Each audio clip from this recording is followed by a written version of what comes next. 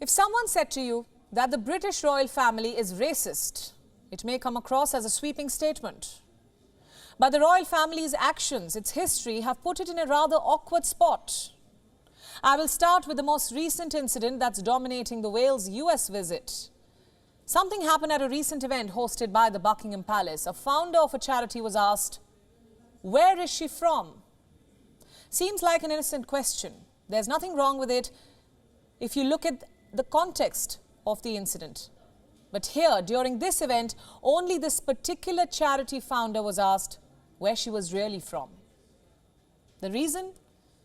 She was a woman of color. Her name is Ngozi Fulani. She was invited to the event by the palace. But a lady in waiting saw nothing wrong in walking up to Fulani and moving her hair to inspect her name badge. What followed was a long line of questions that were usually and totally uncalled for. Fulani's charity has posted a transcript of this conversation. Take a look. She was asked, "Where are you from?" "Sister space," she said. "No, where do you come from?" "We are based in Hackney," Fulani replies. Next question, "No, which part of Africa are you from?" "I don't know, they didn't leave any record." The lady in waiting was not convinced. She went on to quiz the charity founder on her nationality, where her people come from. Fulani replies she was born in Britain, but the palace representative finds it really hard to believe. At one point she says, "Oh, I can see I'm going to have a challenge getting you to say where you're from." Fulani is forced to repeat herself, "Lady, I'm a British national. My parents came here in the 50s. And guess what she is told? "Oh, I knew we'd get there in the end. You're Caribbean." Wouldn't you call this harassment? Imagine being sidelined, quizzed, and made to feel like an outsider at an event that you have been invited for the work that you've done. Fulani has fought for survivors of domestic abuse. And a white lady in the British palace thinks it's okay to belittle a prominent black advocate because of her skin color. This lady in waiting's name is Susan Hussey. She happens to be the godmother of Prince William. Also one of the incoming Queen's companions. By incoming Queen, we mean Queen Consort Camilla. Now this woman has apologized, also resigned from her post.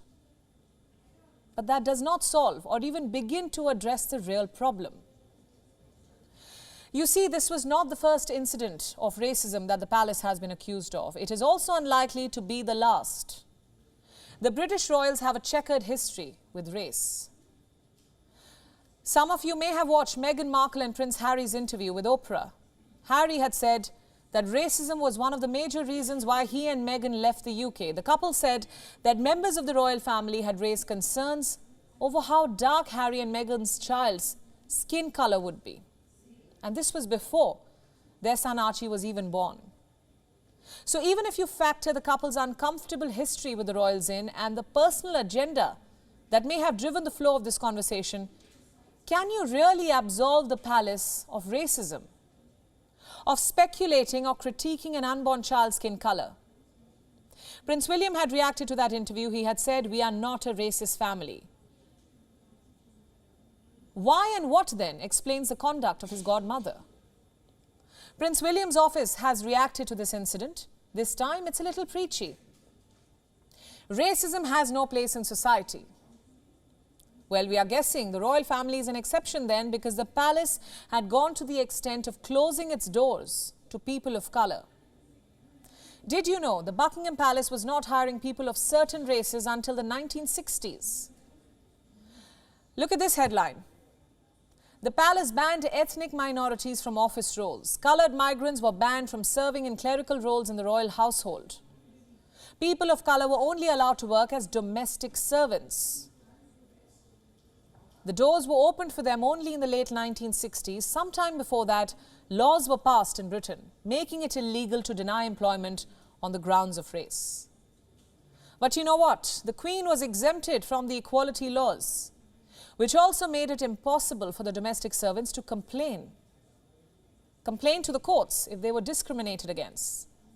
And if you think we are digging too deep in history, let's then cut to 2020.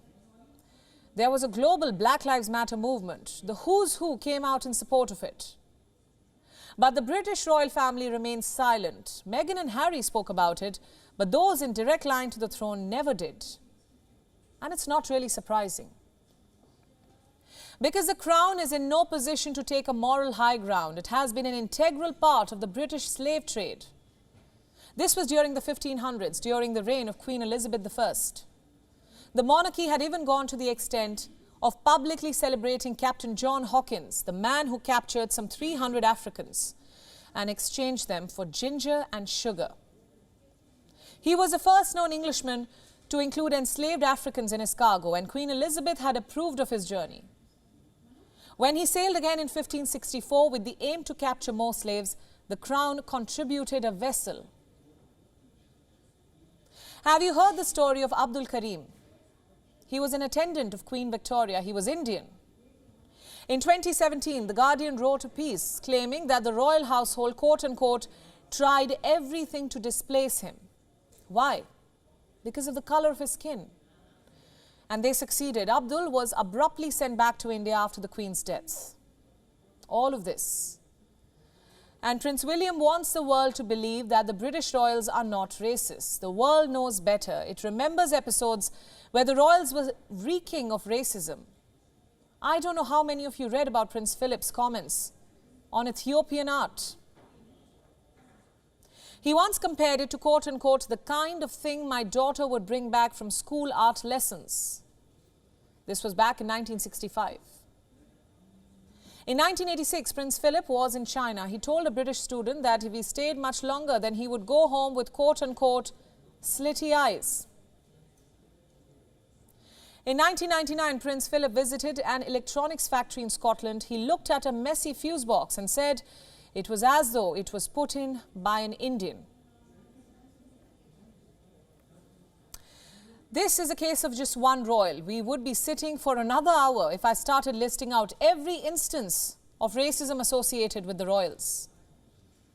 So wouldn't it be just better if the family came to terms with the reality and apologized for racism, past and present, and changed its approach to race? Because it's high time they did so.